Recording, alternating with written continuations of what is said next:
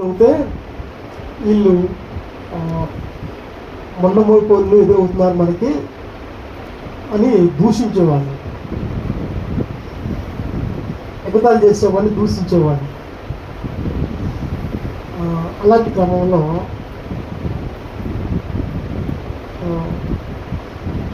మేము మా ఆత్మీయ తండ్రి గారు, దేవునికి మహిమ కలుగును గాక, హల్లెలూయా. మా ఆత్మీయ తండ్రి గారు ఒకరోజు ఆయన ప్రార్థన పెడితే, మా ఇంటి దగ్గరలో ప్రార్థన పెడితే నేను సైకిల్ వేసుకుని వెళ్తూ ఉండగా అక్కడ దగ్గరలో ఆయన గట్టిగా ఇందాక అయ్యగారు మాట్లాడినట్టుగా మాట్లాడుతూ చెప్తూ ఉంటే నేను అనుకున్నాను, వీడు బాగా తినొచ్చాడు, ఇంకేం పని లేదు, ఈ కోళ్ళు కోసి గట్టిగా పెట్టుకుంటారు కాబట్టి గట్టిగా మాట్లాడుతున్నారు అని చెప్పేసి అని తిట్టుకున్నారు అనమాట. ఆయన తిట్టేశాను నేను. తర్వాత మళ్ళీ ఒక రోజు అదే పాస్టర్ గారిని వాళ్ళ చర్చిలో రోడ్ ఎమ్మటే ఉండేది చర్చి, దాని మీద మైక్ సౌండ్ బాక్స్ పెట్టి మాట్లాడుతున్నాడు. నేను ఎప్పుడు వెళ్ళలేదు ఆ వైపుకి.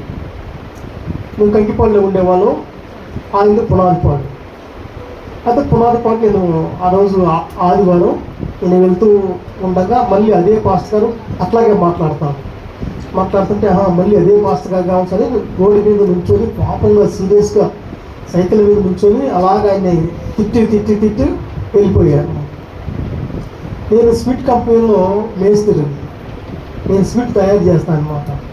దాంట్లో నేను మేస్త్రి కాబట్టి మా కంపెనీలో నా కింద చాలామంది పనులు ఉండేవాళ్ళు. మా ఓనర్ గారు కూడా నాకు అంటే భయపడతాడు. అట్లా ఉండేది, ఎందుకంటే నేను ఒక్కరోజు రాకపోతే ఆ రోజు కంపెనీ మూసేసుకోవాల్సిందే. కాబట్టి అలాంటి క్రమంలో మా దగ్గరకు ఆ చర్చి నుంచి ఒక అమ్మాయి పనిలోకి వచ్చింది. ఆమె పేరు దీనా. ఆమె మేము అక్క అని పిలిచేవాళ్ళం. అప్పుడు నా వయసు 23 సంవత్సరాలు. దీనక్క అని పిలిచేవాళ్ళం. ఆమె ఆ చర్చి నుంచే వచ్చింది. ఆమె ఎన్ని రోజులు వచ్చిందంటే కొద్ది రోజులే వచ్చింది. కొద్ది రోజులే వచ్చింది. అక్కడ ఆ కంపెనీలో పనికి వెళ్ళిన సంవత్సరం తరబడి పని మానరు, ఇంకా దాంట్లోకి ఎంటర్ అయ్యారంటే పని మానరు, అట్లా ఉంటుంది. కాబట్టి ఆమె 3 నెలలు 4 నెలలు వచ్చింది. ఆ తర్వాత రాలేదు ఆమె. అయితే ఆమె దేవుడి గురించి మాట్లాడుతూ దేవుడి గురించి చెప్పడం చేస్తుంది. ఆమె చాలా బాగుండేది, మనిషి కూడా అందంగా ఉండేది. వాళ్ళ భర్త ప్రభాస్ లాగా ఉంటాడు, సినిమా యాక్టర్ ప్రభాస్ లాగా ఉంటాడు. వాళ్ళ పిల్లలు కూడా అట్లాగే ఉంటారు, ఎర్రగా చిక్కగా బాగుంటారు. ఆమె మాకు దేవుని గురించి చెప్తూ ఉండేది. నాకు అసలు ఎంత మాత్రం ఎక్కేది కాదు. ఎక్కడం కాక పోగా ఆమెను ఏదో రకంగా దూషించేవాడిని. దూషించటమే కాకుండా ఇంకొక పని ఏం చేసేవాడినంటే, నేను మేస్తుంది కదా, ఏం చేసేవాడిని అంటే కఠినమైన పని ఏదైనా ఉంటే ఆమెకే చెప్పేవాడిని. కఠినమైన పని ఏ పని ఉంటే అది ఆమెకే చెప్పేవాడిని. చిరాకు పని ఏదైతే ఉందంటే అది ఆమెకే చెప్పేవాడిని. అట్లాగా ఆమెని వేధిస్తూ ఉండేవాడిని. ఆమె అన్నీ భరిస్తూ ఉండేది. నాకని తెలియదు, ఆమె భరిస్తున్న సంగతి నాకు తెలియదు. నేను వేధిస్తున్నాను అనుకుంటున్నా కానీ భరిస్తున్న సంగతి నాకు తెలియదు. ఏదో రకంగా మానిపించాలనుకునేవాడిని. సరే, అది మమ్మల్ని ప్రార్థన రమ్మని పిలిచేది. ప్రార్థన రమ్మని పిలుస్తుంటే చాలా రోజులు చెప్పగా మేము అద్దెకున్న ఇంట్లో ఆమె పేరు శివమ్మ. ఆమె శివభక్తురాలు. ఆమె నేను కలిసి శివుడి మీద కొన్ని పాటలు రాసేవాళ్ళం.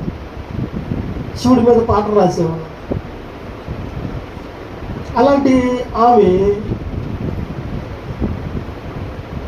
ఒకరోజు ఈ దీనక్కనామ మా ఇంటికి వచ్చింది. మాకు పిల్లలు లేరు. కాకపోతే అప్పుడు మా పెళ్ళయి 3 సంవత్సరాలు 4 సంవత్సరాలు అవుతుంది మా పెళ్ళయి. అంటే చిన్న వయసులో నాకు 20 సంవత్సరాలకి పెళ్ళయింది. మా మిస్సెస్ 13 సంవత్సరాలు. మా అక్క కూతురే నేను చేసుకుంది. కాబట్టి ఆ గ్యాప్లో మాకు పిల్లలు లేరు. అవును, మీకు ప్రార్థనకు వస్తే పిల్లలు పుడతారని చెప్తూ ఉంది. ఒకరోజు మా ఇంటికి వచ్చింది ఆదివారం. వస్తే సరే శివభక్తురాలు ఉంది కదా శివమ్మ, ఆమె కూడా ఏమందంటే ఏ పుట్టలో ఏ పాము ఉందో ఒకసారి ఎల్లు అయ్యా ఉంది. ఏ పుట్టలో ఏ పాము ఉందో ఒకసారి ఎల్లు అయ్యా ఉంది అనేప్పటికీ ఆవిడ షడామా తిట్టారు, నీకు అసలు బుద్ధి లేదని. అనేప్పటికీ ఆమె షడామాట తిట్టేసి నీకు అసలు బుద్ధి లేదు అని ఆమె తిట్టేశాను. తిట్టిన తర్వాత సరే ఆమె కామ్ అయింది. తర్వాత నేను మరలా పనిలోకి వెళ్ళినప్పుడు ఆలోచిస్తూ ఉన్నా, సరే నేను ఒకరోజు వెళ్ళొద్దాము అని అనిపించింది. ఒకరోజు వెళ్ళా అనమాట. అయితే అక్కడ పాస్టర్ గారు నేను ఎవరినైతే దూషించానో ఆ పాస్టర్ గారు నేను రావాలని ప్రార్థన చేస్తున్నానంట. మాకైతే తెలియదు. ఆ పాస్టర్ గారు నేను రావాలని ప్రార్థన చేస్తున్నాను. సరే మొత్తానికి వెళ్ళాను. వెళ్తే అయిపోయిన తర్వాత పాస్టర్ గారు అక్కడ ఉన్నటువంటి విశ్వాసులు ప్రార్థన అయిపోయిన తర్వాత నన్ను చాలా బాగా ఆప్యాయతగా ప్రేమించి మాట్లాడటం ఇవన్నీ జరిగేపాటికి నాకు కొంచెం చాలా మంచిగా అనిపించింది. వీళ్ళు బాగా మాట్లాడుతున్నారు, చాలా ప్రశాంతంగా ఉందని అనే ఒక ద్వారం నాకు వచ్చింది. సరే రెండో వారం ఇక నేను వెళ్ళను. ఫస్ట్ వారం వెళ్ళి ఒకసారే కదా మనం ఒప్పుకుంది. రెండో వారం నేను వెళ్ళను. ఆమెకు అర్థమైపోయింది. రెండో వారం మీరు రాలేని కూడా అర్థమైపోయింది ఆమెకి. ఆమె మరలా బతులు ఆడతాం మొదలుపెట్టింది. ఇక మళ్ళీ రాయాలి ప్రార్థనకు రమ్మని చెప్తుంది. సరే ఈ రకంగా ఆమె ఉంటూ ఒకరోజు ఏం చేసిందంటే ఆమెతో పాటు ఇంకొక ఇద్దరు కూడా తీసుకొని వచ్చి ఇంటికి వాళ్ళు కూడా కలిసి బజ్జీలు ఆడతాం మొదలుపెట్టారు. సరే వస్తా అని చెప్పేసి ఆ నెక్స్ట్ ఆదివారం మరలా వెళ్ళేపటికి ఇట్లాగే కాంగో డ్రమ్ ఉంది. ఆ పాస్టర్ చిన్న పిల్లలు ఆ కాంగో డ్రమ్ మీద ఒక క్లాత్ వేసి దానికోసం ప్రార్థన చేస్తున్నారు. ఆ కాంగో డ్రమ్ కొట్టే రావాలి ప్రార్థన చేస్తున్నారు. డ్రమ్ము పాస్టర్ గారే కొడుతున్నారు. మామూలు డ్రమ్ము ఉంటుంది కదా, దాన్ని ఆయన పాస్టర్ గారే కొడుతున్నారు. ఆయన అంత పెద్దగా వాయించేవాడు కాదు. సరే ఆ కాంగో డ్రమ్ కోసం కొట్టేవాళ్ళు రావాలని ప్రార్థన చేస్తున్నారు. పాటలు పాడేవాళ్ళు రావాలని ప్రార్థన, యూత్ రావాలని వాళ్ళు ప్రార్థన చేస్తున్నారు. మా ఆత్మీయ తల్లి గారు. సరే నేను వాళ్ళు పాడుతున్నారు కానీ డ్రమ్ము బాగోలేదు. వాళ్ళు పాటలు పాడుతున్నారు కానీ సరిగ్గా బాగోలేదు. నాకు అట్లాంటి పాటలు పాడుతుంటే అట్లా డ్రమ్ము కొడుతుంటే అసలు నాకు 1 నిమిషం కూడా ఉండబుద్ది కాదు. చిరాకేస్తుంది. స్వరం లేకోకుండా, స్కేల్ లేకోకుండా, తాళం లేకోకుండా ఏ పాటలు అనుకుంటా ఉంటాను. ఆయన పిచ్చి పాటలు పాడి జనాన్ని ఇస్తూ ఉంటారని చెప్పేసి పాట పాడితే అది కరెక్ట్గా దాని భావం కూడా బాగుండాలి, ఆ పాడే విధానం కూడా బాగుండాలి. అట్లా నేను కోరుకుంటూ ఉంటాను. సరే ఆయన వాళ్ళు పాడుతున్నారు కానీ ఆ డమ్ము పిచ్చి కొడుతున్నాను ఆయన పాస్టర్ గారు. సరే నేనేమన్నానంటే అక్క కాంగో డ్రమ్ మీద మోతేసి ఉంచారు, నేను కొట్టున్నా అని చెవులు నా పక్కనే కూర్చున్నాను, నేను ఎక్కడ పారిపోతానని నా పక్కనే కూర్చున్నాను, నేను ఎక్కడ పారిపోతానని. ఆ కాంగో డ్రమ్ నేను కొట్టున్నా అంటే ఆమె ఉంది కొట్టయ్యా దానికోసం ఎప్పటి నుంచో ప్రార్థన చేస్తున్నాం. అమ్మో ఎప్పటి నుంచో ప్రార్థన చేస్తున్నారా అంటే నేనేమనుకున్నానంటే వీళ్ళు ఎప్పటి నుంచో ప్రార్థన దాని మీద ఏదో ఉండిద్దో ఏదో జరుగుతుంది అని భయపడి చచ్చిపోయింది. నేను దానికోసం ఎప్పటి నుంచో ప్రార్థన చేస్తారు. అమ్మో బాబోయ్ దీనికోసం ఎప్పటి నుంచో ప్రార్థన చేస్తారంట మనం దాని గురించి ఎల్లయ్యా అంటుంది. మొత్తం భయంగా దాని దగ్గరికి వెళ్ళా అనమాట. సరే మంచిగా ఆ రోజు నేను కాంగో డ్రమ్ వాయించాను. వాళ్ళు చక్కగా బాగా పాటలు పాడారు. ఆ తర్వాత నెక్స్ట్ వారం కూడా పాస్టర్ గారు ఏమన్నాడంటే నువ్వు రావాలయ్యా నీకోసం ఎప్పటి నుంచి నేను ప్రార్థన చేస్తానని చెప్పేసి అయిపోయిన తర్వాత అయినా చెప్పాడు అనమాట. నువ్వు నన్ను తిట్టిన సంగతి నాకు నేనేమో ఆయన ముఖం చూడలేకపోతున్నా, నేను అవన్నీ మర్చిపోయాను, నువ్వు రావాలని చెప్పేసి అని ఆయన చెప్పాడు. చెప్పిన తర్వాత అలాగే సరే అయ్యగారు అని చెప్పేసి అన్నాను. 3వ వారం వెళ్దామా వద్దా అనుకుంటున్నాను. ఆమె మళ్ళీ ఒప్పుకోదుగా, మళ్ళీ తీసుకెళ్ళింది. మా మిస్సెస్ కూడా బాగానే పాటలు పాడింది. ఏ పాటలు పాడతాం? సినిమా పాటలు పాడేవాళ్ళం. నాకేమో కీరవాణి అంటే ఇష్టం. మాతో పాటు ఒక పిల్లోడు ఉండేవాడు, ఆడికేమో రెహమాన్ అంటే ఇష్టం. అవి పాటలు పాడుతూ ఉంటే నేను డ్రమ్ కొడతా ఉండేవాళ్ళు. దేని మీద పడితే దాని మీద డ్రమ్ కొడతా, నేను కొట్టేస్తాను, అట్లా కొడతా ఉండేవాడు. అంటే నేను చిన్నప్పటి నుంచే నేను బ్యాండ్ మ్యాన్లో పనిచేశాను. నేను ఏదైనా ప్లే చేయగలను. చర్మం వాయించే వాటిలో కాంగో నుంచి మొత్తం అన్ని డ్రమ్మింగ్ మొత్తం అంతా నేను బాగా ప్లే చేస్తాను. నా కోసం ఆ రోజుల్లో మా చిన్న వయసులోనే కొన్ని బ్యాండ్ మేస్త్రులు చెట్లు కొట్టుకుంటూ ఉండేవాళ్ళు. అంత వర్క్ లేదు నా దగ్గర. సరే వాళ్ళు చెప్పారు, ఇంకేం వదిలిపెట్టలేదు. వెళ్ళిన తర్వాత నేను బాగా డ్రమ్ ప్లే చేస్తున్నాను. అక్కడి నుంచి వాళ్ళు నన్ను విడిచిపెట్టలేదు. తర్వాత మా మిస్సెస్ని మాతో ఉన్నటువంటి బాబు మమ్మీ డాడీ అంటాం. మా పిల్లలు లేకపోయేపాటికి అక్కడే మమ్మీ డాడీ అంటూ ఉండేవాడు. మా కంపెనీలో పనిచేస్తాం మా పిల్లలు. ఇంకా పిల్లల్ని కూడా తీసుకెళ్ళి వాడు కూడా బాగా పాటలు పాడతాడు. దేవుని మహాకృపను బట్టి ఆనాడు దేవుని మందిరంలోకి వెళ్ళినటువంటి మేము ఇక ఆ మందిరాన్ని విడిచిపెట్టి వెళ్ళాల. అంతేకాదు, ఒక్క ఆదివారం కూడా చర్చి మాగా. నేను ఆ రోజు అప్పుడు నా జీతం తక్కువ. నేను సండే వెళ్తే, ఒకవేళ సండే వాళ్ళు రమ్మంటారు, నేను సండే వెళ్తే నాకు డబల్ జీతం వస్తుంది, ఇంకా ఎక్కువ జీతం ఇస్తారు. నాకు ఆ రోజుల్లో 1000 రూపాయలు ఇస్తామనేవాళ్ళు. సండే వస్తే ఇచ్చేవాళ్ళు. ప్రార్థనకి వెళ్ళక మనకి, ప్రార్థనకి వెళ్ళిన తర్వాత అది మొదలు మరి ఎన్నడూ ఈ విల్లు మానేసాం. శివమన్నామం చూడు వెళ్ళమన్నామే, ఆ విల్లు మారిపోయాము.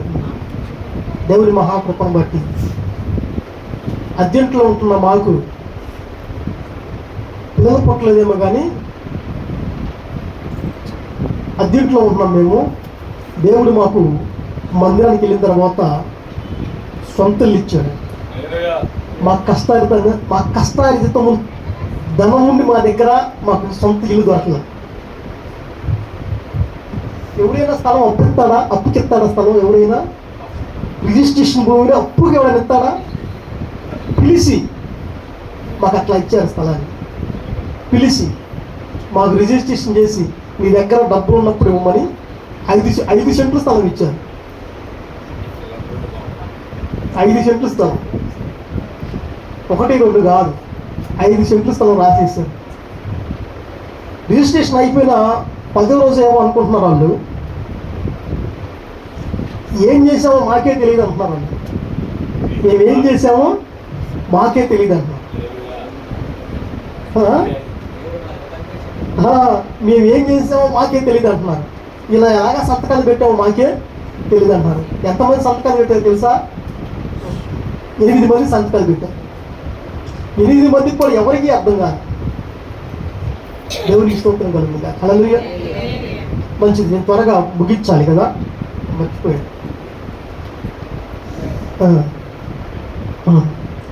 సరే, ఆ క్రమంలో మేము చర్చికి వెళ్తా ఉన్నాం. మాకు పిల్లలు లేరు కదా, ఎట్లా ఉంటారు? క్రైస్తవులు అందరూ దూషించేవాళ్ళు. చివరికి మా అమ్మ బాప్తీసం తీసుకుంటే మా అమ్మను కూడా దూషించేది.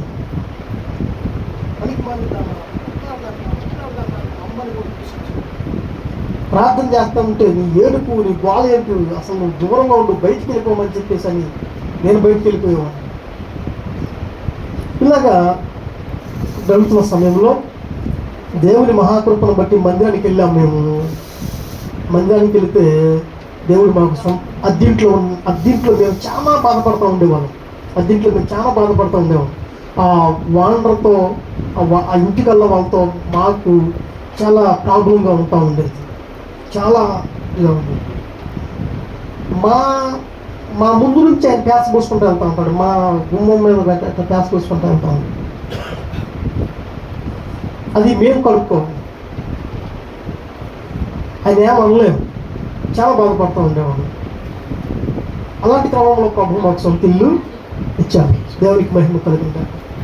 ఇంక మేము చర్చి విడిచిపెట్టుకోకుండా మందిరానికి వెళ్తూ ఉన్నాం. ఉంటే ఒకరోజు రాత్రి 1 గంట ప్రాంతంలో ప్రభు నన్ను అబ్రహాం మేము బాప్తిస్మం తీసుకున్నాము.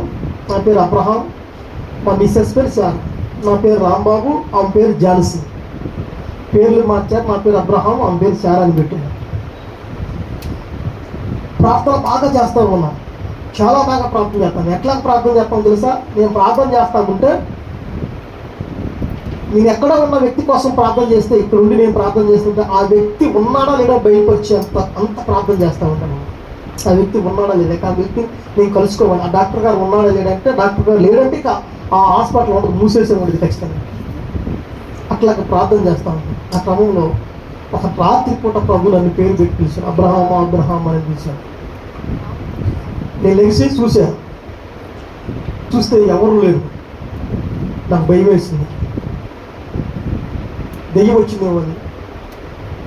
మా మిస్సెస్ గట్టి పాడేసుకుని కొనుక్కున్నా, దుప్పటి గట్టిగా మూసుకొసుకున్నా, కొనుక్కున్నా. 2వ రోజు వచ్చింది. 2వ రోజు కూడా మళ్ళా పిలుస్తుంది. మా మిస్సెస్ లేపా, బయటకు వెళ్ళాము రా అన్న. బయటకు వెళ్ళాము, చూసాము. ఎందుకంటే శ్మశానం, మా ఇంటి దగ్గర చూస్తే శ్మశానం కనపడుతూ ఉండేది, కంకిపాడు శ్మశానం కనపడుతూ ఉండేది. అట్లాగా బయటికి వెళ్తే ఎవరు లేరు. ఏంటని అడిగింది. ఏం లేదు, ప్యాస్ కలుపుతున్నాం అని చెప్పేసి పాసం కూడా నువ్వు బయటికి తీసుకొస్తున్నావు అని చెప్పేసి మా మిస్సెస్ అంటుంది. సరే ఈ విషయం చెప్తే ఆమె కూడా భయపడుతుంది, అప్పుడు ఇద్దరు భయపడాల్సి వస్తుందని చెప్పేసి చెప్పలేదు. తర్వాత 3వ రోజు కూడా మరలా అలాగే లాభం గట్టి పెద్ద దెయ్యం వచ్చేసింది. ఇదేదో పెద్ద దెయ్యం అని చెప్పేసి గబగబా పరిగెత్తుకుంటూ వెళ్ళి మా పాస్టర్ గారికి చెప్పాను. పాస్టర్ గారు చెప్పారు, దయ్యం ఎప్పుడు నీ పేరు పెట్టి పిలవాలి, దయ్యం ఎప్పుడు నీ పేరు పెట్టి పిలవాలి, నీ పేరు పెట్టి పిలిచేది దేవుడే. కాబట్టి దేవుని పిలుపు ఏం చెప్తాడో వినమని చెప్పాను. 4వ రోజు పేరు పెట్టి పిలిచినటువంటి దేవుడు ఏం చేశాడంటే, నాకు ఒక కళ వస్తుంది, కొనుక్కుంటే కళ వస్తుంది. నేను పెద్ద పంట వేస్తున్నాను, పైరు వేస్తున్నాను. పైరుకు ఆయన యజమాని, ఒక యజమాని ఉన్నాడు. ఆ నన్నే ఏమన్నాడు, ఆ పొలం నాదే అన్నాడు. నీదే ఆ పొలం అన్నాడు. దానికి నేను కావాలి ఉంటా అన్నాడు. దాన్ని నడిపిస్తా, దానికి కావాల్సినటువంటి మొత్తం నేనే ఇస్తా అన్నాడు. జరిగింది. కళ్ళు చెప్పాను. తర్వాత ఒక స్వరం ఎప్పుడు అక్కడి నుంచి అబ్రహాం అని పిలిచి చూసా, ఆ స్వరం రాత్రి పిలవటం కాదు, ఇక పగల కూడా పిలుస్తుంది. పగల కూడా ఆ స్వరం వినపడతా ఉండేది. ఎవరు వినపడతా ఉండదు, ఎప్పుడు నా సేవ చేస్తాను, నేను పిలుస్తున్నాను, నా సేవ చేద్దు కదా అమ్మంటున్నాను. ఈ మొత్తం మా పాస్టర్ గారు చెప్పారు. బాప్తిస్మం తీసుకున్న రోజు చెప్పాడు మా పాస్టర్ గారు, నువ్వు సేవ చేస్తావా అని చెప్పాడు. అదంతా నేను మర్చిపోయాను. దేవుడి మహాకృపను బట్టి దేవుడు ఆ పొద్దుటూరు అనే గ్రామాన్ని చూపించాడు. నాకు వెళ్ళటం ఇష్టం లేదు, నేను వెళ్ళాలనుకున్నా. పాస్టర్ అంటే వాళ్ళ బతుకులు ఎట్లా ఉంటే తర్వాత చూసాను. ముందు తిట్టే కానీ తర్వాత మా పాస్టర్ గారు చూశాను. తినటానికి తిండి ఉండదు, వాళ్ళకి బట్టలు ఉండవు, వాళ్ళు తినటానికే ఉండవు, వాళ్ళకి బట్టలు ఉండవు, పైకి బాగా మాట్లాడతారు, అన్నీ చెప్తారు. అమ్మో అది భయంకరమైన నరకంలాగా ఉందని చెప్పేసి అప్పటికి నేను కొంతమంది పాస్టర్ చూసి నేను అట్ట కుదరదు, నేను వెళ్ళాను. అంటే కొన్ని షరతుల మీద ఆ గ్రామానికి వెళ్ళాల్సి వచ్చింది. దాన్ని చెప్పడం ఇప్పుడు సమయం కాదు. కొన్ని షరతులు, కండిషన్లు పెట్టుకున్నాం మేము. మళ్ళీ దానికి అప్పుడు కూడా మళ్ళీ పరీక్షలు పెట్టారనమాట. దేవునికి పిలుస్తున్నా కానీ పరీక్షలు పెట్టారనమాట. 10 సంవత్సరాలు దేవుని పిలుపు నేను దూరం చేశాను. 10 సంవత్సరాలు పిలిచాను ప్రభువుని. 10 సంవత్సరాలు పిలుస్తూనే ఉండేవాడు. ఆ స్వరం నాకు వినపడుతూనే ఉండేది. నేను ఎటు వెళ్తున్నా కానీ నాకు ఆ స్వరం వినపడుతూనే ఉండేది. 10 సంవత్సరాలు దూరం పెట్టి 10వ సంవత్సరం 2010లో అక్కడికి వెళ్ళక తప్పలా. అనుకున్న ప్రకారంగా, ఒప్పందం ప్రకారంగా వెళ్ళేటట్లుగా జరిగింది. అక్కడ మా ఫిబ్రవరి 14 మా ఆత్మీయ తండ్రి గారు అక్కడ తీసుకెళ్ళి అక్కడ విడిచిపెట్టారు. ఇది అక్కడ పరిస్థితి చూస్తే ఎట్లా ఉన్నది తెలుసా? అందరూ రెడ్డీసు, గౌడాసు, కాపులు, ఇట్లా అన్ని క్యాస్టులే ఉంటే అందరూ పచ్చి విగ్రహారాధికులు. వాళ్ళ మధ్యలోకి వెళ్ళి వాళ్ళ మధ్యలో సేవ చేయాలన్న. వాళ్ళ దగ్గరికి వెళ్ళి సేవ చేస్తుంటే తిట్టే వాళ్ళే కానీ తిట్టిన వాళ్ళు అంటూ లేరు. ఫస్ట్ సంవత్సరం కోటాలు మొదలు పెడితే కుర్రోళ్ళు బైకులు వేసుకొని వచ్చి ఆ స్టేజ్ చుట్టూ బైకులు వేసుకుని తిరిగారు. ఆపేయమని, మైకులు పీకేస్తామని నాన్న గందరగోళం అంతా చేసేవాళ్ళని. అయినప్పటికీ 3 రోజుల కోటాలు దేవుడు జయకరంగా జరిగించాడు. ఆ 3 రోజుల కోటాల ద్వారా కొంతమంది మందిరానికి రావడానికి దేవుడు కొన్ని కార్యాలు వాళ్ళ పట్ల చేశాడు కనుక కొంతమంది వచ్చాడు. అలాగా వెళ్ళినటువంటి నన్ను, మాకు పిల్లలు లేరు కదా, ఊరు మొత్తం ఇప్పుడు మమ్మల్ని ఏమంటారు తెలుసా? మమ్మీ డాడీ అట్ట. దేవునికి స్తోత్రం కలుగుగా. మమ్మీ డాడీ అంటారు మమ్మల్ని. దేవునికి స్తోత్రం కలుగుగా.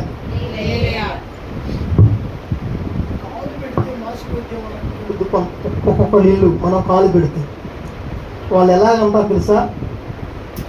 మీరు రావాలయ్య గారు అంటారు. మీరు రావాలయ్య గారు, ఇండయ్య గారు అని చేతులు పట్టుకొని మీద పడి వాళ్ళ ఇంట్లో లాక్కెళ్తా ఉంటారు. దేవునికి స్తోత్రం కలుగుగా.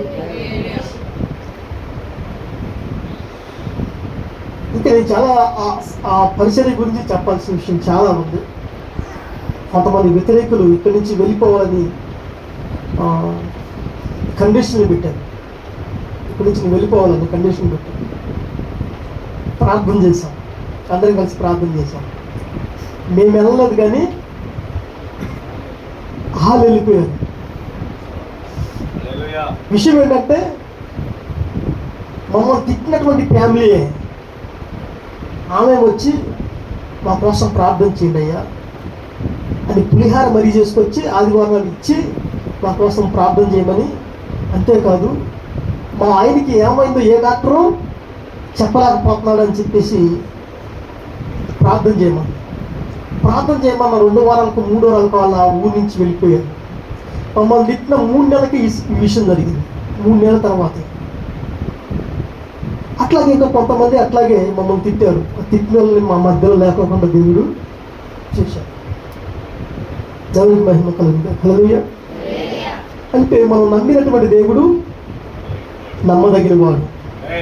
పిలిచినటువంటి దేవుడు చేయి విడిచేవాడు కాదు. మనకి ఏది కొరత అవుతుందో దాన్ని తీర్చే దేవుడు. మనం దేని కొరకు కొరతగా ఉన్నాం దాన్ని తీర్చే దేవుడు ఖచ్చితంగా. దేవుడికి మహిమ కలుగుగా. హల్లెలూయా. కాబట్టి దేవుని యొక్క మహాకృపను బట్టి, ఆయన దయా సంకల్పమును బట్టి ఇలాగ మా సేవా పరిసర కొనసాగుతుంది. అంతేకాదు చిన్నారా గారు మా స్టూడియో అనుకుంటున్నా. నేను బైబిల్ కాలేజీకి టీచర్లు కూడా అనమాట. నా చదువు తక్కువే, చదువు కలిగే వాళ్ళు పెద్ద పెద్దోళ్ళు ఉన్నారు. ఎంపీడీఓకి నేను లెక్చర్ ఉన్నాయి. కృష్ణా జిల్లా ఎంఆర్ఓలో అందరి మీద అధికారం బట్టి ఆమె నా దగ్గర చేతులు పెట్టుకుని నిలబడింది. అయ్యా మీరు ఎంతైనా సేవకులు, ఒకటి. రెండోది ఇక్కడ మీరు క్లాసు టీచర్ కాబట్టి నేను లేచి నిలబడాల్సిందే అని చెప్పేసాను. ఇప్పుడు కూడా ఆమె ఏలూరు వేశారు ఆమె. అయినా కానీ ఆమె ఫోన్ చేసి పలకరించి బాగున్నారు రాయి గారు అని చెప్పేసి మాట్లాడుతూ ఉంటారు. దేవునికి మహిమ కలుగుగా. హల్లెలూయా. ఇలాగా ప్రభు మన చేయి పట్టుకుంటే, మన చేతిని విడిచిపెట్టుకోకుండా మనం జాగ్రత్తగా ప్రభు చేతిలో ఉంటే, మనము నమ్మినటువంటి దేవుడు, మనల్ని పట్టుకున్న దేవుడు మన కోసం ఏదైనా చేస్తాం, ఎంతైనా చేస్తాం. దేవునికి మహిమ కలుగుగా. హల్లెలూయా. చెప్దాం, ఇప్పుడు చెప్దాం. మన కొరకు ఏదైనా, నా కోసం ఏదైనా, ఎంతైనా చెప్తావా? చెప్పగలుగుతావా? దేవునికి మహిమ కలుగుగా. హల్లెలూయా. హల్లెలూయా. శ్యామ్ గారికి తెలుసు, మా మందిరంలో కనీసం 4-5 మరణపు అంచుల్లోకి వెళ్ళిపోయి తిరిగి వచ్చాను. కేవలం వాళ్ళు ప్రార్థన ద్వారాగా తిరిగి వచ్చాను. నా మేనల్ ఒకళ్ళు తెలుసు. తర్వాత రీసెంట్గా ఇప్పుడు మొన్న అమ్మ ఆపరేషన్ చేయించుకుంది, ఆయన గురించి తెలుసు. వాళ్ళ ఆయనకి ఆపరేషన్ చేయించాడు మనోడే. మరణపు అంచుల్లోకి వెళ్ళి తిరిగి వచ్చాను. ఇంకొక 2 ఉన్నారు. దేవునికి మహిమ కలుగుగా. హల్లెలూయా. డాక్టర్లు చేయనటువంటి గొప్ప కార్యాలను దేవుడు చేశాడు. నేను కొద్ది మాటలు బైబిల్ గ్రంథం నుంచి పంచుకొని నేను ముగిస్తాను. కొద్ది మాటలే త్వరగా.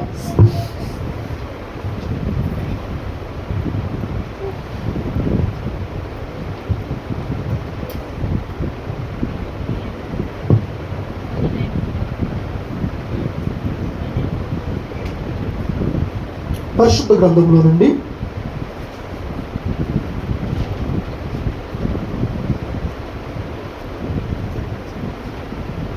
రెండవ దినవృత్తాంతములు 7వ అధ్యాయము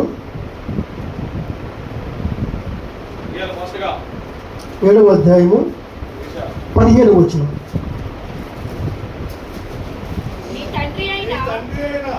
ఆగారు 7:15. అది ఈ స్థలం ముందు చేయబడు ప్రార్థన మీద నా కను దృష్టి నిలుచును, నా చెవులు దానిని ఆలకించును. నా పేరు ఈ మందిరమునకు నిత్యము ఉండునట్లుగా నేను దాన్ని కోరుకొని పరిశుద్ధ పరిస్థితిని, నా దృష్టియు నా మనస్సును నిత్యము దాని మీద నుండి. చాలు. దేవునికి మహిమ కలుగుగా. హల్లెలూయా.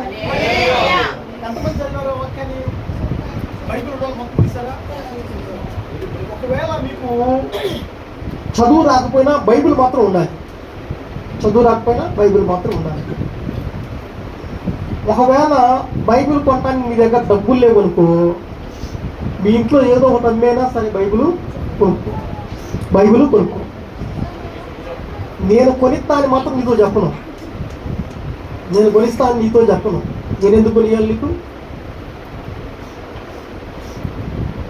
నేనెందుకు కొనియాలి నీకు? నేను ఎవరికి కొనియను బైబిల్. ఎవరికో కొనిస్తా బైబిల్, కానీ నీకు మాత్రం కొనివ్వు. బైబిల్ నీ దగ్గర ఖచ్చితంగా ఉండాలి. ఇక ఫోన్లో వాక్యం అసలు చూడకూడదు. దేవునికి మహిమ కలుగుగా. హల్లెలూయా. ఫోన్లో వాక్యం చూడవచ్చు. మనకి రెఫరెన్స్ కావాలంటే దాన్ని ఎత్తుకాలి. దాంట్లో నెట్లోకి వెళ్ళి మనం ఎత్తుక్కోవాలి ఏదైనా కావాలి అంటే. దానికోసమే కానీ బైబిల్ మాత్రం ఖచ్చితంగా మన దగ్గర ఉండాలి. దాన్ని పట్టుకోవడం నేర్చుకోవాలి. దేవునికి మహిమ కలుగుగా. హల్లెలూయా. దీన్ని పట్టుకున్న వాళ్ళందరూ గొప్ప వాళ్ళు అయ్యారు. తెలుసా?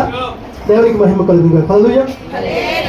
చాలా దీనికోసం ఈ గ్రంథం ఎలాగా మన చేతికి వచ్చిందో దీని సాక్ష్యం చాలా గొప్పది. దేవునికి మహిమ కలుగుగా. కాబట్టి ఈ పరిశుద్ధ గ్రంథంలో మనం చదువుకున్నటువంటి ఈ లేఖన భాగంలో చెప్పబడినటువంటి మాట ఏంటంటే, ఈ స్థలం మందు చేయబడు ప్రార్థన మీద నా కనుదృష్టి నిలుచును. ఏంటంట చెప్పాలి. మొదటి మాట ఏంటి? ఈ స్థలం మందు చేయబడిన ప్రార్థన మీద నా కనుదృష్టి నిలుచును. కాబట్టి ఇంకా తర్వాత ఏముంది? నా చెవులు దానిని ఆలకించు. నా చెవులు దాన్ని ఆలకించును. తర్వాత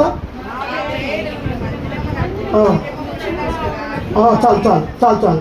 మొదటి మాట, ఈ స్థలం మందు చేయబడినటువంటి ప్రార్థన మీద నా కను దృష్టి నిలుచును. రెండోది ఏమంటున్నాడు? నా చెవులు ఆ ప్రార్థనను ఆలకించును. దేవునికి మహిమ కలుగు. కాబట్టి చాలా జాగ్రత్తగా గమనించాలి, వినాలి.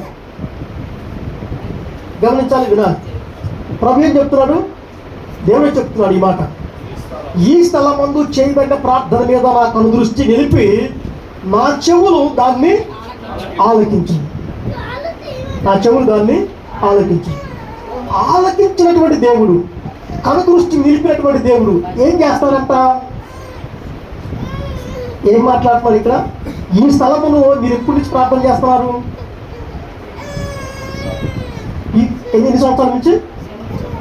2.5 సంవత్సరాల నుంచి ప్రార్థన చేస్తారు. ఇప్పుడు రీసెంట్గా ఎప్పటి నుంచి ప్రార్థన చేస్తున్నారు? నిన్న 3 రోజుల నుంచి ప్రార్థన చేస్తాను. ఈ రాత్రి ప్రభు నీతో ఏం మాట్లాడుతానంటే, ఈ రాత్రి ప్రభు నీతో మాట్లాడుతున్నటువంటి మాట ఏంటంటే, 3 రోజుల నుంచి ప్రార్థనకు వస్తాను. ఎంతమంది ఉన్నారు? ఈ 3 రోజులు ప్రార్థన అటెండ్ అయిందండి. ఈ 3 రోజులు ప్రార్థన అటెండ్ అయింది. దేవునికి మహిమ కలుగుతుంది. ఈ రోజు వచ్చిన వాళ్ళు ఎంతమంది? ఈ రోజే వచ్చినాను. రైట్, నేను కూడా ఈరోజే వచ్చాను. నేను కూడా ఈరోజే వచ్చాను. అయితే దేవుని మహాకృపను బట్టి ఆయన ఎప్పుడు వచ్చినా కానీ ఆయన ఒకే కూలి ఇచ్చేవాడు. అలాగని చెప్పేసి 3 రోజులు ప్రార్థన అంటే 2 రోజులు వచ్చి 1 రోజు వచ్చే అట్లా చేస్తే మాత్రం ఖచ్చితంగా లెక్కేస్తాడు. అలాగా కొంతమంది ఎట్లా వస్తారంటే, ప్రార్థన కూర్చోబడి అయిపోతానికి వస్తారు. ప్రార్థన కూర్చోబడి అయిపోతాగా వస్తారు. వాళ్ళు ఆశ్రయించుకున్నట్టుకు వస్తారు. అటువంటి ప్రార్థన కను దృష్టిలో వినపడటంలో ఉండదు. వాళ్ళు దేవుడు ఏమాత్రం దృష్టి ఉంచడం. దేవునికి మహిమ కలుగుగా. హల్లెలూయా. అయితే ఇప్పుడు నేను చెప్పబోయే మాట ఏంటంటే, ఈ స్థలమందు చేయబడినటువంటి ప్రార్థన మీద దేవుడు కనుదృష్టి ఉంచాడు కాబట్టి, ఆయన చెవులు దాన్ని విన్నవి కాబట్టి, దేవుడు వినటువంటి దేవుడు గొప్ప కార్యములు చేయటం మొదలుపెట్టాడు. ఏం చెప్పాను అర్థమైందా? హల్లెలూయా. మీ ప్రార్థన విన్నటువంటి దేవుడు గొప్ప కార్యం చేయటం మొదలుపెట్టాడని నేను చెప్తున్నాను. చేయటం మొదలు పెడతానన్నా మొదలు పెట్టానన్నా? నేనేమని చెప్పా? మొదలు పెట్టానన్నా? హల్లెలూయా. నమ్మిన వాడు చెప్పండి. మొదలు పెట్టాడా పెట్టాడా? మొదలు పెట్టేశాడు. ఎందుకంటే ఆయన చెప్పేశాడు. ఆయన అట్లా దేవునికి మహిమ కలుగునుగా. హల్లెలూయా. ఏం చెప్తున్నాడు? ఆయన చెవులు విన్నయి అంటే ఖచ్చితంగా ఆయన ఏం చేశాడు? కార్యాన్ని మొదలు పెడతాం ప్రారంభించాడు. దేవునికి మహిమ కలుగునుగా. హల్లెలూయా. చూడండి,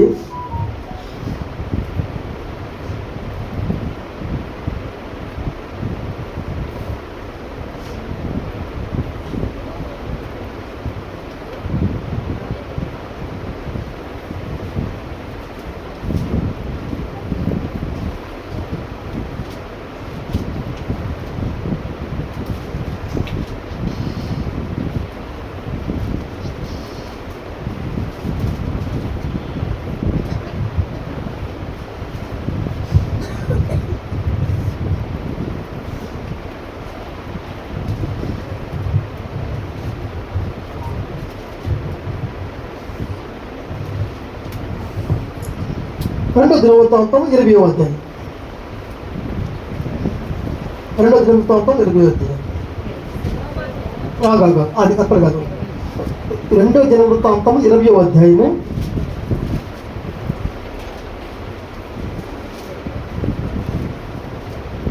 15వ వచనం చూడండి.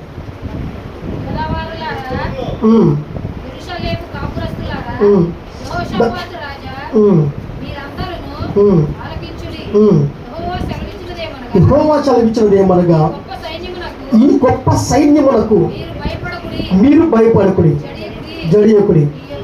ఈ యుద్ధము మీరు కాదు, దేవుడే జరిగించును. దేవుడికి మహిమ కలుగుగా. హల్లెలూయా. మనము విషయంలోకి వెళ్దాం. ఈ స్టోరీ అంతా మీకు ఎంతమంది తెలుసు? ఈ స్టోరీ ఎంతమంది తెలుసు? ఇక్కడ మనం చదువుతున్న దాంట్లో ఎంతమంది తెలుసు? బైబిల్ ఎంతమంది చదువుతారు? రోజుకు 1-2 అధ్యాయాలు చదివేలు ఎంతమంది ఉన్నారు? బైబిల్ తెస్తాం అసలు ఎప్పుడైనా? సరే, నేను చెప్తా వినండి. యెహోషాపాతు రాజు మీదకి శత్రు దేశాలు దండెత్తుకొని వచ్చారు. ఏం చేయాలో అర్థం కాక వాళ్ళందరూ కూడా ఆయన మందిరంలోకి వెళ్ళి, ఆ స్థలం ముందు ఆ మందిరంలో వాళ్ళందరూ కూడా పిల్లలతో సహా ప్రార్థన చేయటం మొదలుపెట్టారు. పిల్లలతో సహా అందరూ వెళ్ళి ప్రార్థన చేయటం, మీలాగే ఉపవాసంతో ప్రార్థన చేయటం మొదలుపెట్టారు. ఉపవాసం ఉండి వాళ్ళందరూ ప్రార్థన చేయటం మొదలుపెట్టారు. ఎంతమంది వచ్చారంట? 5 వైపుల నుంచి శత్రు రాజులు వచ్చి వాళ్ళని ముట్టలేశారు. ఇక ఇలా పని అయిపోయింది అనుకున్న సమయంలో వీళ్ళందరూ కూడా వెళ్ళాల్సిన ఎక్కడికి? వాళ్ళకంటే బలమైనటువంటి ఆయుధాలని, వాళ్ళకంటే బలమైనటువంటి సైన్యాన్ని సమకూర్చుకోవాల్సింది పోయి వీళ్ళు ఎక్కడికి వెళ్ళారు? దేవుని మందిరంలోనికి వెళ్ళారు. హల్లెలూయా. ఎక్కడికి వెళ్ళారు? ఎప్పుడు వెళ్ళారు? వారికి కష్టం వచ్చినప్పుడు, వారికి శ్రమ వచ్చినప్పుడు వాళ్ళు ఎక్కడికి వెళ్ళారు? ఎందుకని?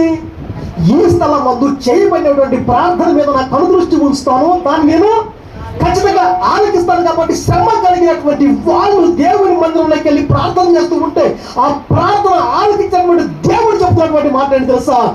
మీరు కాదు చేయవలసింది, మీరు కాదు యుద్ధము, భయపడకండి. నీ కలిగిన శ్రమను చూసి భయపడకు. నీవు ఈ స్థలంలోకి వచ్చి నువ్వు ప్రార్థన చేశావు, నీకు కష్టం వచ్చింది, నీకు శ్రమ వచ్చింది, నీకు బరువు వేసింది, నీకు బాధ వేసింది, ఈ స్థలంలోకి వచ్చి నువ్వు ప్రార్థన చేశావు. ఖచ్చితంగా నేను ఏం చెప్తానంటే, ఈ స్థలమందు చేయబడినటువంటి ప్రార్థన మీద దేవుడి కనుదృష్టి ఉంచాడు కాబట్టి, ఆయన చెవులు విన్నవే కాబట్టి నీ శ్రమ, నీ దుఃఖం నుంచి ఆయన ఖచ్చితంగా ఈ రాత్రి విడిపిస్తున్నాడు. హల్లెలూయా, నమ్మిన చెప్పు హల్లెలూయా. నిజంగానే చెప్తున్నాం, నీ కలిగే శ్రమ నుంచి ఆయన నిన్ను విడిపించడానికి సమర్థుడు. కానీ నీ పరిస్థితి ఆలోచించుకోండి. ఈ స్థలంలోకి వచ్చి నీ శ్రమ, నీ భారము, నీ బరువు ఏదైతే ఉందో దాని గురించి ప్రార్థన చేయండి. మా చుట్టాల అమ్మాయి ఇక్కడ పశువుల హాస్పిటల్ దగ్గర ఉంటారు. పాప పుట్టింది ఫస్ట్. పాపకు 5-6 సంవత్సరాలు వచ్చేసింది. ఇక మళ్ళీ వారికి గర్భం లేదు, వాళ్ళ గర్భం లేదు. వాళ్ళు కూడా చర్చికి వెళ్తారు. అక్కడ పోలీసు ఏదో ఉంది చర్చి, దాంట్లోకి వెళ్తారు. ఆమె మందిరానికి వచ్చింది, మా దగ్గర మందిరానికి వచ్చింది. మా దగ్గర చూడటానికి వచ్చాయి, ప్రార్థనలో పాల్గొనాలనుకున్నాం మేము. వాళ్ళు వెళ్ళే ముందు ఏం చెప్పారంటే, వెళ్ళే ముందు ప్రార్థన చేయి బాబాయ్ అన్నారు. ప్రార్థన చేశారు. ఏమైనా ప్రార్థన చేయమంటాం అంటే, నాకు మరలా గర్భం వచ్చేటట్టుగా ప్రార్థన చేయమన్నారు. మరలా గర్భం వచ్చేటట్టు ప్రార్థన చేయమని. అప్పటికి 5-6 సంవత్సరాలు అవుతుంది పాప. నేనేం ప్రార్థన చేశానంటే, ప్రభువా, ఈ స్థలమందు చేయబడిన ప్రార్థన మీద నువ్వు కనుదృష్టి ఉంచి మా ప్రార్థన ఆలకించే దేవుడు కాబట్టి ఖచ్చితంగా మీదకి ఈ పాపకి మగపిల్లడు పుట్టాలి ప్రభు అని ప్రార్థన చేశాను. మగపిల్లడు పుట్టాలని ప్రార్థన చేశాను. అందరూ కూడా ఆవేరు అన్నారు మీకులాగే. హల్లెలూయా. నిజంగా సంవత్సరం ఇంటికి వచ్చిన తర్వాత ఆ అబ్బాయి బాబు పుట్టాడు. ఆ బాబుని తీసుకుని మళ్ళీ చర్చికి వచ్చి దేవునికి మహిమ కలుగుగా. హల్లెలూయా. అర్థమైందా? ఏదో లెక్క కోసమో లేకపోతే అన్నయ్య అబ్బాయి పిలిచాడని పేరు కోసమో మందిరానికి రాకూడదు. ఎందుకు రావాలి తెలుసా? ఖచ్చితంగా దేవుడు నా కార్యమును సఫలపరిచాడు అనే విశ్వాసంతో రావాలి. ఆ విశ్వాసం లేకుండా ప్రార్థనకి వెళ్ళకూడదు. నీకు కాన్ఫిడెన్స్ ఉండాలి, నీకు నిరీక్షణ ఉండాలి. దేవునికి మహిమ కలుగుగా. హల్లెలూయా. ఇక్కడ మాట్లాడుతున్నాడు, చెప్పాలి మీరు కాదు చేసేది, దేవుడే ఈ కార్యాన్ని చేస్తాడు. నిజంగా ఆ యుద్ధమును దేవుడే చేశాడు. వీళ్ళు వెళ్ళి బారులు తిరిగి పాటలు పాడారు. వీళ్ళు వెళ్ళి నిలబడి పాటలు పాడారు. దేవునికి మహిమ కలుగుగా. హల్లెలూయా. రాత్రి నీతో నేను చెప్పేది ఏంటంటే, ఈ స్థలం ముందు చేయబడినటువంటి మీ ప్రార్థన మీద ఖచ్చితంగా దేవుని కనుదృష్టి ఉన్నది. నువ్వు తప్పు చేసినా దేవుని కనుదృష్టి ఉన్నది, ఒప్పు చేసినా దేవుని కనుదృష్టి ఉన్నది. దేవునికి మహిమ కలుగుగా. హల్లెలూయా. అయితే ఎప్పుడు ఉంటుందో ఎట్లాగో తెలుసా? మళ్ళీ 7వ అధ్యాయం వెళ్దాం. దినవృత్తాంతం 7వ అధ్యాయం వెళ్దాం. 14 వచ్చిన నా పేరు పెట్టబడిన నా జనులు తమ్మును తాము తగ్గించుకొని ప్రార్థన చేసి నన్ను వెదకి తమ చెడు మార్గమును విడిచిన ఎడల ఆకాశము నుండి నేను వారి ప్రార్థన విని వారి పాపమును క్షమించి వారి దేశమును స్వస్థపరచుదు. నిన్ను స్వస్థపరచాలంటే ఏం చేయాలంట? ఆయన నీకు మేలు చేయాలంటే ఏం చేయాలంట? నువ్వు ఏమని చేయాలి? చెడు మార్గమును విడిచిపెట్టి తగ్గించుకోవాలి. మొదట ఏం చేయాలి? ఇందాక చెప్పారు కదా అయ్యగారు, చిన్న పిల్లవరే నిన్ను నీవు తగ్గించుకుంటే, అలాగే నిన్ను నీవు తగ్గించుకొని మొదటిగా, రెండవది నీ మార్గమును, నీ ఉద్దేశములను, నీ ఆలోచనలు దేవునికి అనుకూలంగా సిద్ధపరచుకుంటే దేవుడు ఖచ్చితంగా నీ పట్ల కార్యము చేస్తాడు చేయడం. దేవునికి మహిమ కలుగుగా. నామకార్థంగా మందిరంలో ఉందా? నామకార్థంగా మందిరంలో ఉండకూడదు. సైన్యం ఎట్లా ఉండాలంటే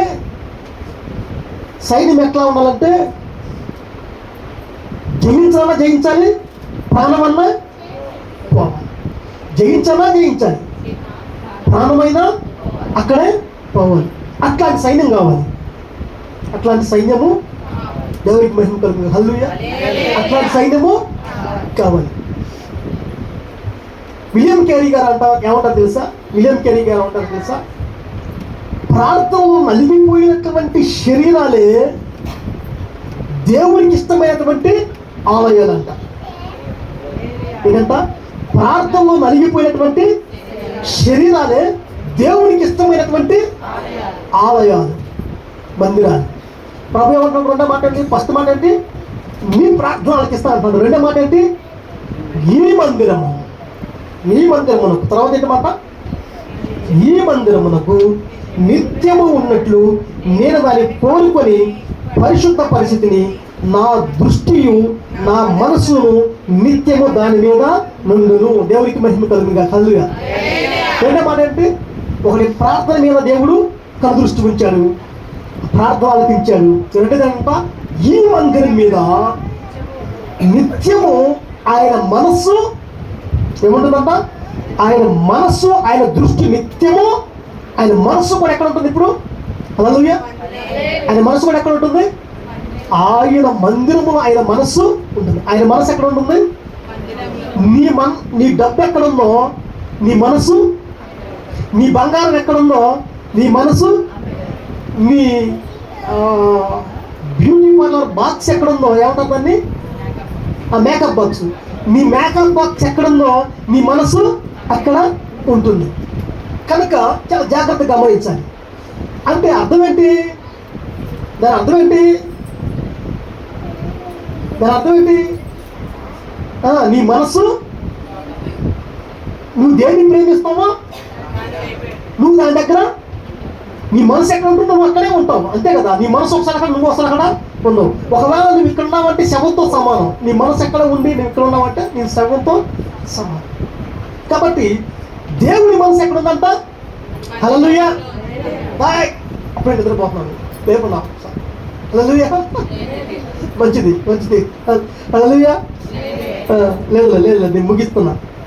ఏదంట? నేను ఇప్పుడు సమయం చాలా తీసుకుంటున్నా. సాక్షి చెప్పాను, మళ్ళీ ఇప్పుడు వాకింగ్ రెండో మాట నేను ముగిచ్చేస్తున్నాను. జాగ్రత్తగా వినండి. దేవుని మనసు ఎక్కడ ఉంటుంది? ఇందాకేమో ఆయన కను దృష్టి, ఆయన చెవులు ప్రార్థన మీద ఉన్నాయి. ఇప్పుడు ఆయన మనసు ఎక్కడ ఉంది? మందిరంలో ఉంది. నువ్వు మందిరంలో ఉంటే ఆయన మనసు ఆయన ఇక్కడే ఉంటాడు. కాబట్టి ఏం చేస్తాడు తెలుసా? ఇప్పుడు చూడండి 7వ అధ్యాయం 7వ అధ్యాయము చూడండి.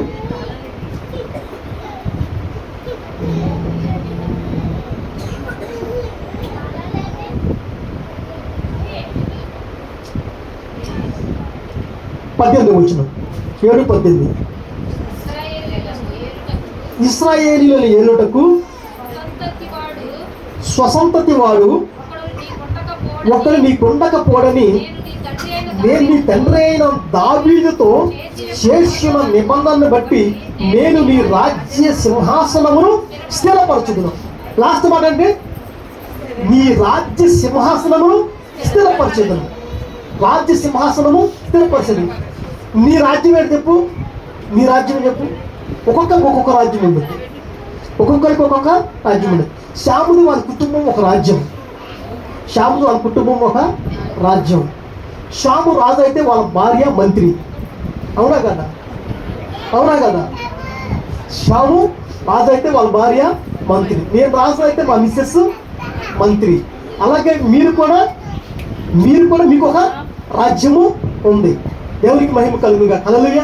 మీ రాజ్యములో అంటే మీ కుటుంబంలో మీకు కలిగిన సమస్తమును నీవు మందిరములో ఉంటే దేవుడు దాన్ని ఏం చేస్తాడంట? దాన్ని ఆమేన్. హల్లెలూయా. హల్లెలూయా. దాన్ని ఆశీర్వదించి దాన్ని స్థిరపరచును గాక. దావీదు యొక్క సింహాసనం, దావీదు యొక్క రాజ్యమును ఆశీర్వదించి దాన్ని స్థిరపరిచాడు. ఈ రాత్రి ప్రభు నీ కుటుంబంలో ఉన్నటువంటి సమస్తమును ఆశీర్వదించి దాన్ని స్థిరపరచును గాక. ఆమేన్. హల్లెలూయా. మొదటి మాట, నీకు కలిగినటువంటి శ్రమ నుంచి, దుఃఖం నుంచి ఆయన నీ ప్రార్థన ఆలకించి, ఆయన శవులు నీ ప్రార్థన విని ఖచ్చితంగా నీ పట్ల నీ శ్రమ దుఃఖమును తొలగించును గాక. ఆమేన్. రెండు, నీ కుటుంబంలో ఉన్న దాన్ని దేవుడు ఆశీర్వదించి దాన్ని స్థిరపరచును గాక. అర్థమయ్యా? రెండు మాటలు. ఒకటి, నీ ప్రార్థన ఆలకించి ప్రభు నిన్ను నీ శ్రమ నుంచి విడిపించాలి. రెండు, నిన్ను ఆశీర్వదించి నీ కలిగిన సమస్తాన్ని దేవుడు స్థిరపరచును గాక. ఆమేన్. దేవుడు నీ ఉద్యోగమును స్థిరపరచును గాక.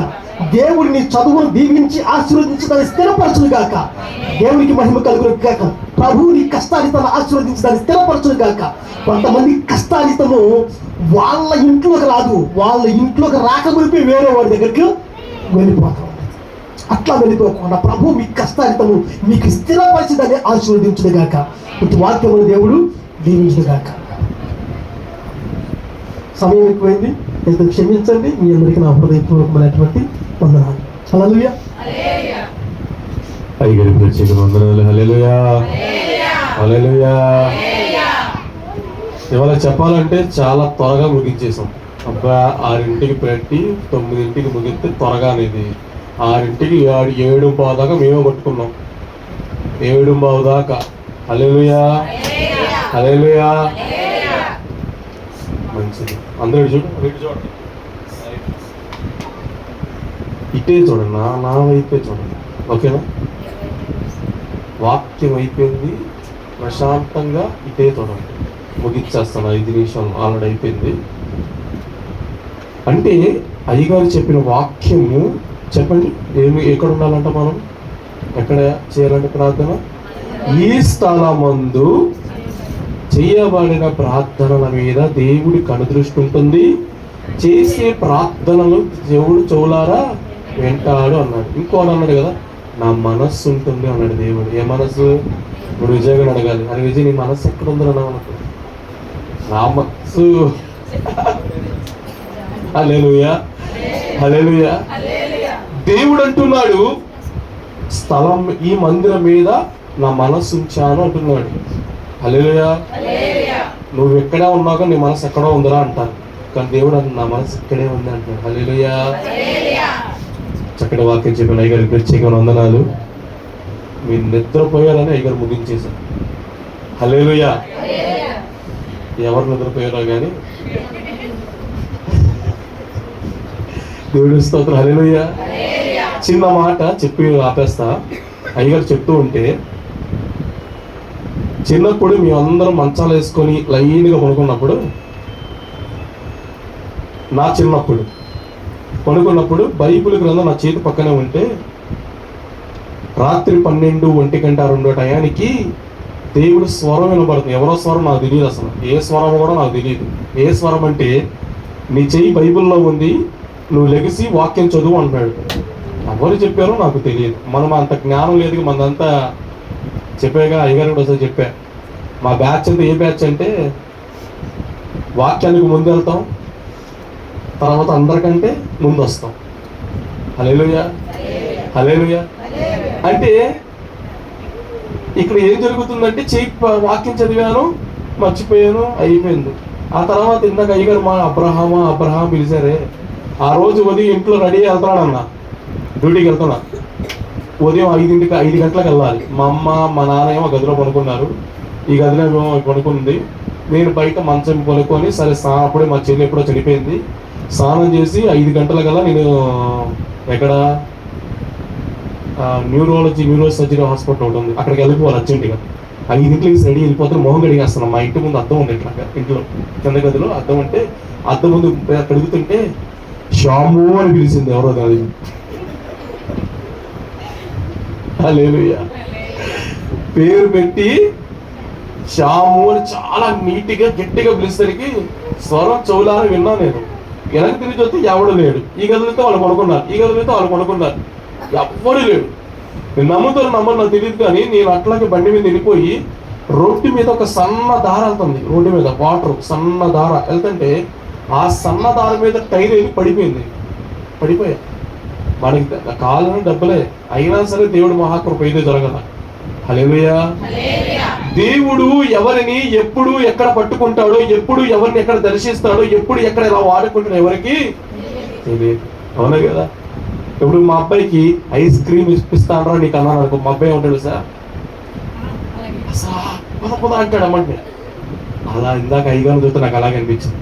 అయ్యగారు డ్రమ్స్ కొడతాడు, అసలు ఎంత బాగా అంటే మ్యూజిక్ సిస్టమ్ కూడా పనికిరాదు, ఎవరితో అదే చెప్తా, అంత బాగా కొడతాడు. సంఘానికి కూడా అదే నేర్పించారు అయ్యగారు.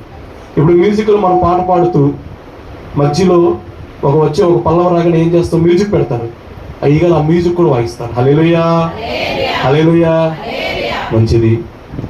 పిలుపుకి వచ్చినందుకు దేవుడు మహాకృప అయ్యగారు ప్రత్యేక వందనాలు, మీరందరూ ప్రత్యేక వందనాలు. మరి ముఖ్యంగా 6 నుంచి కూర్చున్న మనందరి దేవుడు అందరినీ దేవుడు దీవించును గాక. హల్లెలూయా, హల్లెలూయా. చివరి ప్రార్థన చేసుకుందాం. చివరి ప్రార్థన చేసుకుందాం. అందరూ ప్రార్థించుకుందాం. అయ్యగారు ఆశీర్వదిస్తారు. చివరి ప్రార్థన చేసుకుందాం.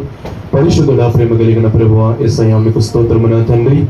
గనుడా, గొప్ప దేవుడా నీకు స్తోత్రము నాయన. అందరూ దీవించండి, కృప సహాయము దయచేయండి నా తండ్రి.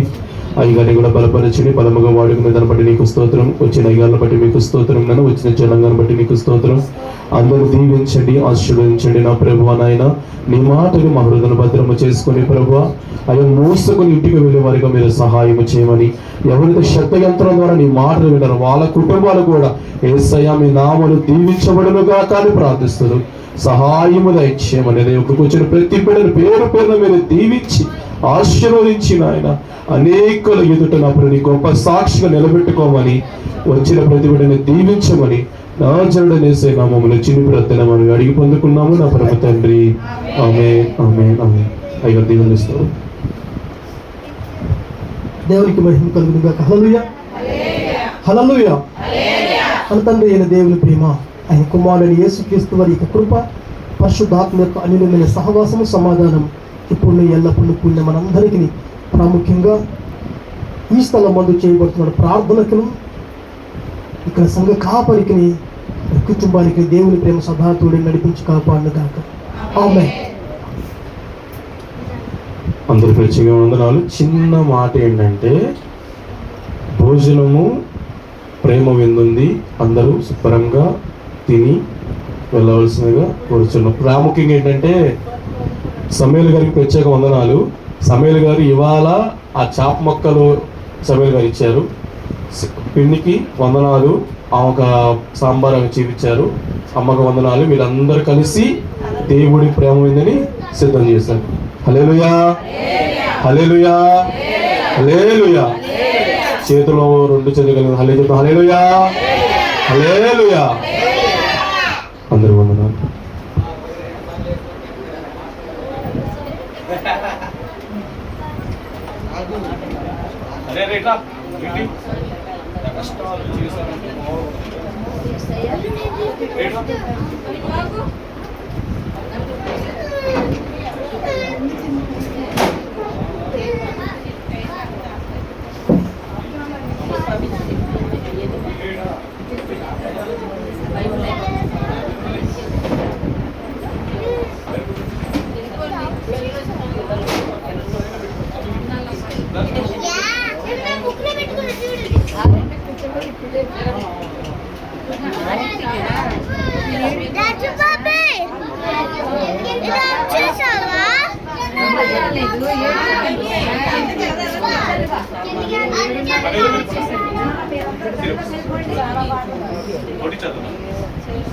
Raja Babe.